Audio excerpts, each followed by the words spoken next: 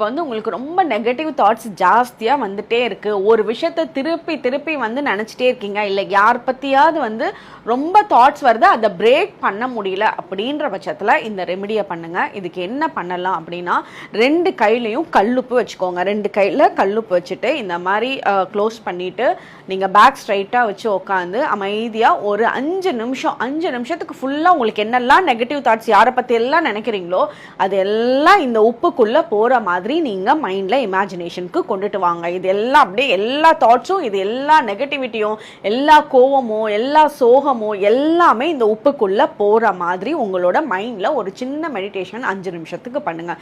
இது பேர் கார்ட் கனெக்ஷனாகவும் நம்ம சொல்லலாம். இது சூப்பரான கார்ட் கனெக்ஷன் ரெமெடியாக இருக்கும். இது பண்ணி பார்த்தீங்கன்னா உங்களுக்கு சேஞ்சஸ் தெரியும்.